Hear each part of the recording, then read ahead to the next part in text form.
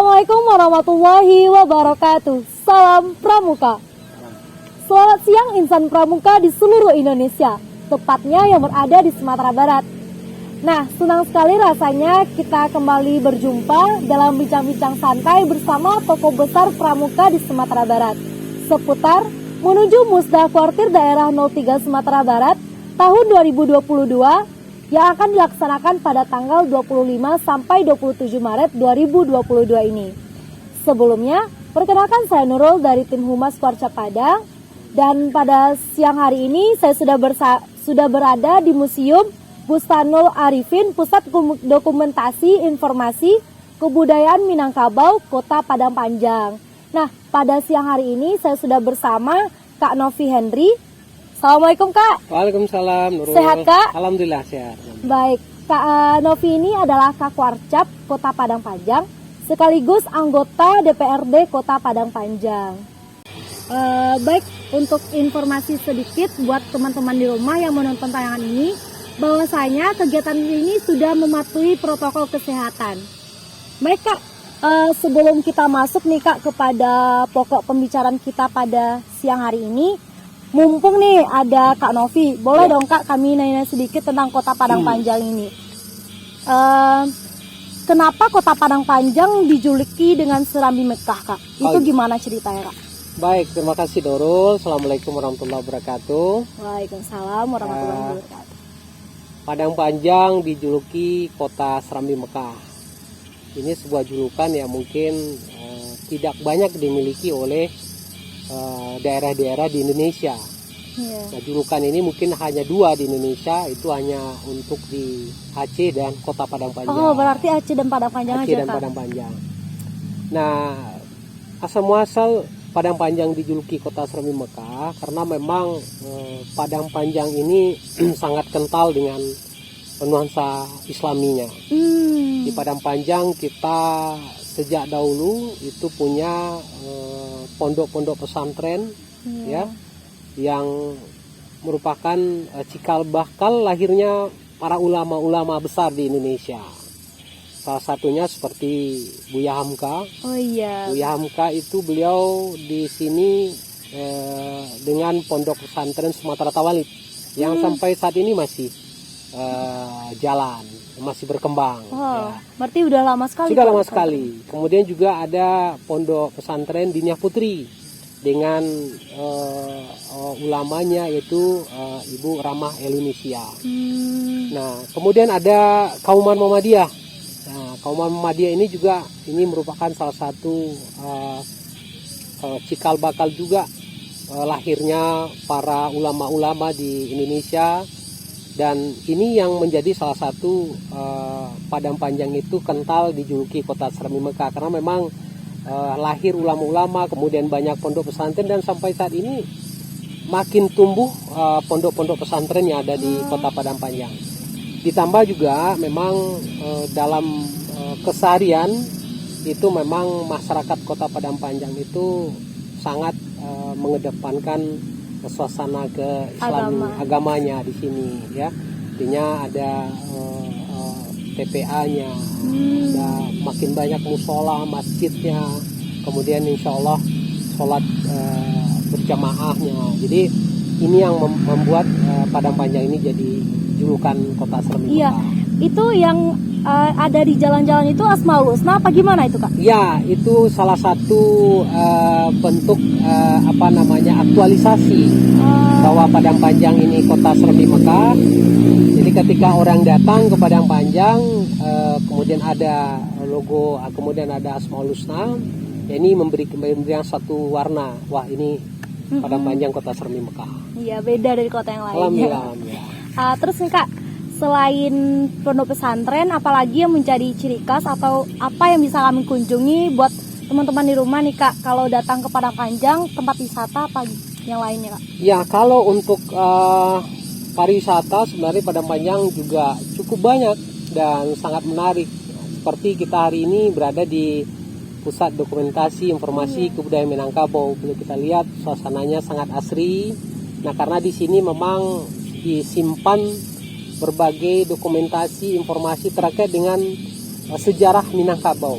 Nah, di rumah gadang di belakang itu akan dilihat, akan dilihat sejarah, baik itu dalam bentuk tulisan maupun juga benda-benda peninggalan sejarah Minangkabau. Semua ada di sini. Kemudian juga Padang Panjang punya Mifan Waterpark. Iya. Kemudian ada desa wisata Kubu Gadang. Oh. Kemudian juga sekarang ada lagi namanya desa wisata Batu Limo. Itu di mana tuh, Kak? Itu daerahnya di sekitar Kelurahan Seleng Atas namanya. Nah, kemudian juga ada wisata edukasi sekarang itu untuk anak-anak, itu namanya Serambi Mil. Nah, mereka bisa datang anak-anak sekolah untuk wisata memerah sapi, memberikan makan sapi. Kemudian mereka juga bisa melihat bagaimana pengolahan susu segar, karena Padang Panjang terkenal dengan susu segarnya. Wah, Nah, kemudian yang menjadi ciri khas salah satu yang wisata yang menjadi kunjungan favorit juga di warga di Sumatera maupun luar Sumatera Barat juga pasar kuliner. Iya. Nah, kita punya pasar kuliner yang kalau setiap hari, kalau udah sore atau malam itu luar biasa. Ya, ramenya pengunjung yang ada, karena rasanya mungkin ini sangat menarik dan mungkin banyak puas daripada orang-orang yang datang berkunjung. Sehingga mereka kalau ke Padang Panjang itu nggak afdol deh kalau nggak mampir di pasar kuliner. Masih kurang rasanya. Apalagi kalau mau ke Sumatera Barat pasti mampir ke pasar kuliner, karena kita menyediakan makanan-makanan tradisional. Makanan-makanan tradisional yang mungkin ya rasanya menggugah selera. Mungkin tidak ditemui tempat lain. Ya. Ya. Tapi ngomong-ngomong pasar kuliner nih, Kak. Kenapa pasar kuliner Padang Panjang itu bukannya cuman pada malam hari, Kak? Itu gimana ceritanya? Ya, jadi begini, untuk pasar kuliner ini karena memang sebagian besar di pasar kuliner itu kan pedagang kaki lima. Ya, pedagang kaki lima yang memang keseharian mereka itu berjualan mulai dari sore hari, dari jam 4 malam sore ya sampai nanti pagi. Jadi jam 4 pagi, jam 3, jam 4 pagi mereka tutup. Nah, kita sediakan tempat. Nah, khusus pasar kuliner ini kita sediakan tempat ya, sehingga mereka bisa berjualan dari jam 4 pagi sampai malam subuh jam 3. Jadi mereka nggak terganggu dengan aktivitas-aktivitas dari toko-toko yang lain segala macam. Jadi kita khususkan pasar kuliner itu mereka mulainya itu dari jam 4 sore. Itu dia. Terus, Kak, sekarang kan masa pandemi nih, Kak. Ya. Apakah pasar kuliner itu masih tetap beraktivitas, dan apakah ada aturan tertentu, Kak, buat penjual sama pengunjungnya, Kak? Ya, jadi masa pandemi COVID-19 ini memang mungkin di awal-awal tahun 2020 ya, mungkin ini agak sedikit terganggu ya, terutama pasar kuliner kita. Jadi karena memang situ ada aturan yang sangat ketat ya, harus ada ya, karena memang ada PPKM-nya, kemudian ada pembatasan ya, makan di situ sekian persen, hanya boleh dibawa pulang segala macam. Sehingga memang pada saat 2020-2021 itu memang agak sedikit menurun ya, omset dari para pedagang kita. Tapi alhamdulillah mulai di akhir tahun 2021 sampai 2022 itu alhamdulillah itu luar biasa sekali. Kalau Nurul mampir ke Padang Panjang di jam-jam 7 atau jam 8 malam, luar biasa macetnya. Iya, Kak, kemarin kami makan di sana. Kami makan soto di sana. Rasanya emang lumayan enak banget rasanya, Kak.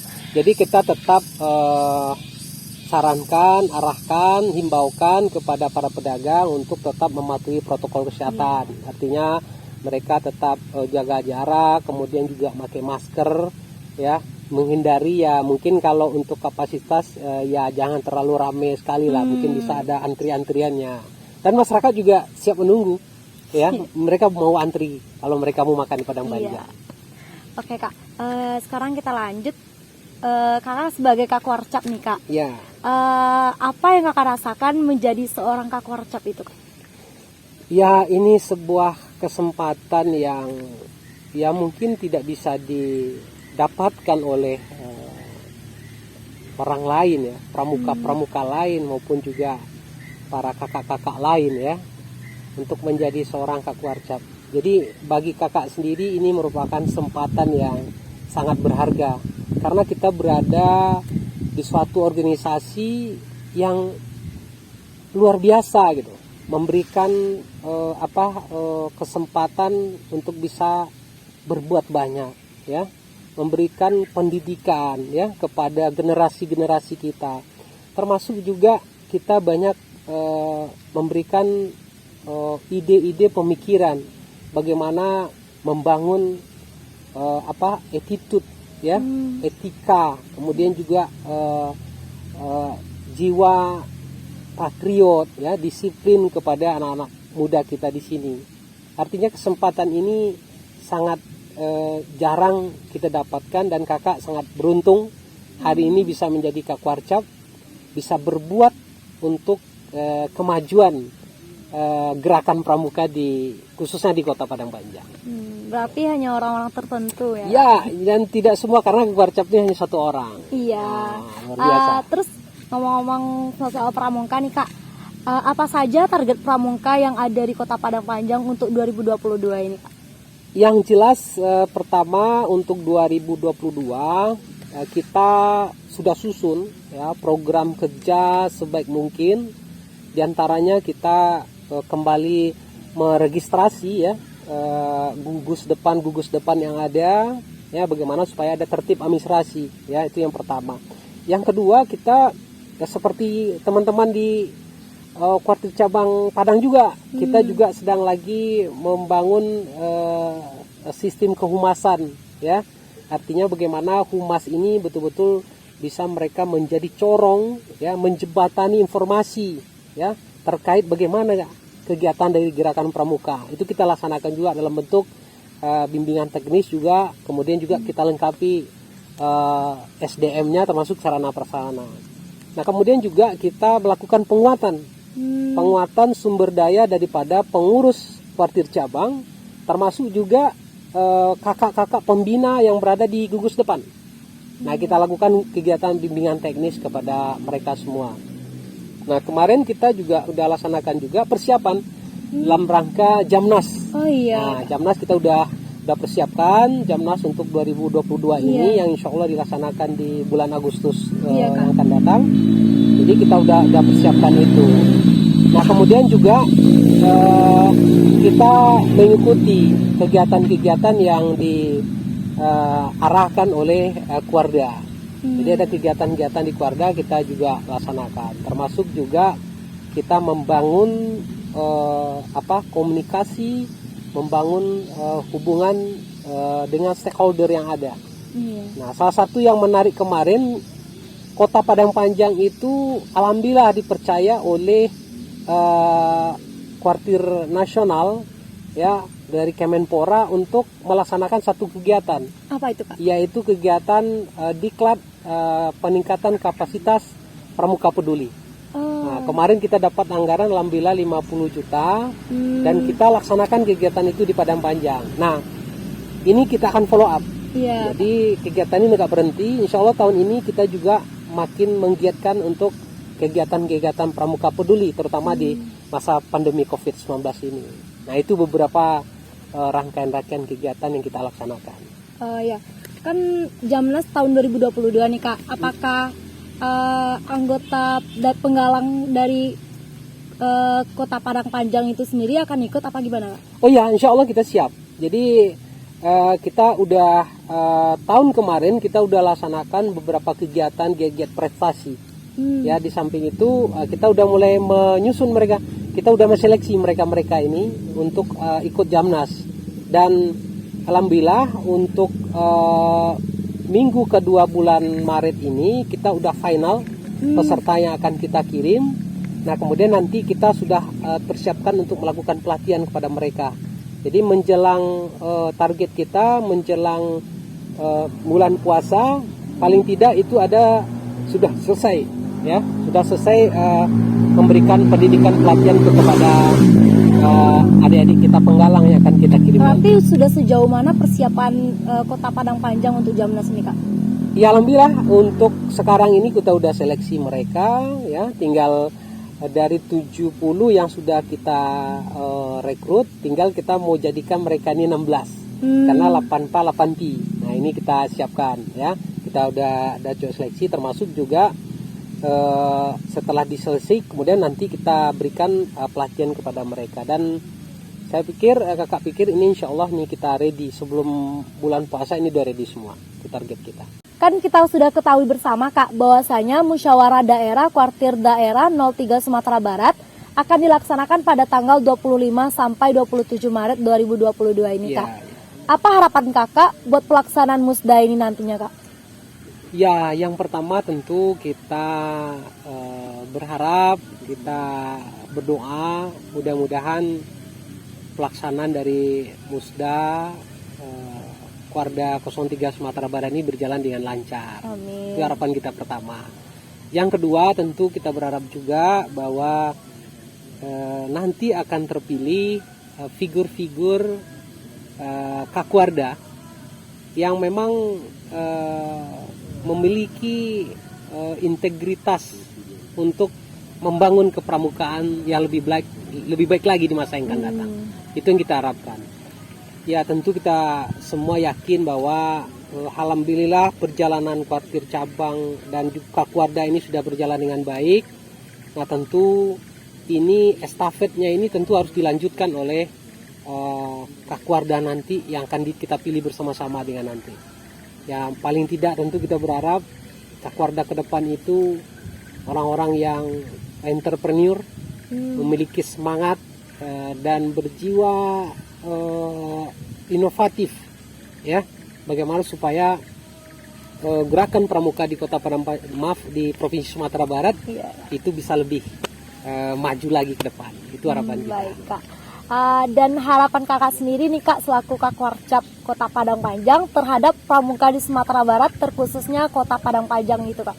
Ya untuk Sumatera Barat kami dari Kuartir Cabang 12 menyampaikan apresiasi, menyampaikan terima kasih karena selama ini Kuartir daerah 03 Sumatera Barat sudah memberikan dukungan, mengayomi kita di Kuartir Cabang. Alhamdulillah semua program-program yang ada baik yang dilaksanakan oleh di Kuarda maupun juga di Kuartir Cabang itu bisa berjalan dan bisa berkolaborasi ya selama ini. Nah, khusus di Kota Padang Panjang kita juga sudah laksanakan program kegiatan di semenjak tahun 2017 kakak sebagai Kakuarda sampai sekarang. Alhamdulillah semua program kegiatan itu bisa berjalan dengan baik. Kita bisa menghadirkan atau meningkatkan pendidikan dan pelatihan daripada para pembina di masing-masing gudeg, kemudian juga di kepengurusan. Walaupun di tengah pandemi COVID-19 kemarin beberapa kegiatan tidak bisa kita laksanakan karena sangat terkendala dengan protokol kesehatan, Nurul, ya kan? Iya, Kak. Termasuk juga kegiatan di gudeg-gudeg, kegiatan prestasi segala macam itu terpaksa kita alihkan kegiatan yang lain, ya karena memang itu dihindari ya untuk dilaksanakan. Dan apalagi alhamdulillah kami di Kuartir Cabang 12 Gerakan Pramuka sejak tahun 2018 kita memiliki seorang Kamabicap ya, yang hari ini adalah sebagai kepala daerah, sebagai wali kota Padang Panjang, yang beliau anak muda ya, memiliki entrepreneur, memiliki semangat membangun yang baik ya, sehingga beliau merasa sangat mensupport sekali kegiatan-kegiatan gerakan pramuka di Kota Padang Panjang. Alhamdulillah di setiap kegiatan baik itu dilaksanakan oleh di Kuartir Cabang maupun juga di Gudeg, beliau selalu ingin hadir. Beliau ingin tanyakan, Kak, apalagi kegiatan di Pramuka Padang Panjang? Kita sampaikan, ini ada kegiatan perkemahan. Oh, saya ingin hadir, saya ingin berada di situ, saya ingin menginap di situ, kata beliau. Saya ingin juga kumpul-kumpul sama adik-adik kita pramuka bersama dengan para pembina semua. Jadi alhamdulillah beliau sangat support kita, dan kita komunikasi dengan baik dengan beliau. Setiap kita sharing, beliau sangat memahami itu. Dan insya Allah tahun ini kita mendapat alokasi dana yang agak lebih besar daripada tahun-tahun sebelumnya, karena memang beliau sangat sampaikan, kakak, saya ingin Pramuka Padang Panjang lebih baik lagi, ayo kita tambah anggaran. Kemudian beliau juga sampaikan, insya Allah saya ingin ikut kegiatan Jamnas 2022. Berarti sangat mendukung ya? Iya, ya, beliau ingin hadir di situ. Beliau ingin berada di situ selama 6 hari 7 hari. Saya ingin hadir di situ, kata beliau. Jadi ini suatu kekuatan bagi kami di kuartir cabang 12 karena begitu besarnya dukungan dari semua pihak, termasuk juga banyak kegiatan-kegiatan yang hari ini pemerintah daerah melibatkan kami. Salah satu di dalam kegiatan penanganan COVID-19. Pandemi COVID-19 ini kami juga dilibatkan dalam bentuk Pramuka Peduli. Jadi setiap kegiatan yang dilaksanakan oleh pemerintah daerah, apakah itu sifatnya sosialisasi, kemudian ada sifatnya penanganan COVID, ya, kemudian ada asosiasi protokol kesehatan, itu kita di Pramuka Peduli di kuartir cabang dimasukkan ke panitiaan oleh pemerintah daerah. Jadi kita ikut terlibat melakukan penyemprotan segala macam, kemudian juga kita ke pasar, ya, kita laksanakan prokes, kita sampaikan ke warga segala macam. Nah itu kita berkolaborasi dengan beberapa stakeholder yang ada, apakah ada juga PMI, BPBD, ya kan, kemudian juga dengan OKP yang ada di Kota Padang Panjang. Alhamdulillah, dan ini sudah kita laksanakan dengan optimis, dan insya Allah mudah-mudahan ke depan kita akan bergerak maju lebih baik lagi. Baik kakak. Nah nih kak, sebelum kita tutup nih kak bincang-bincang santai kita minta closing statementnya sedikit kepada Kak Novi, kak. Silakan. Oh iya, baik. Bismillahirrahmanirrahim.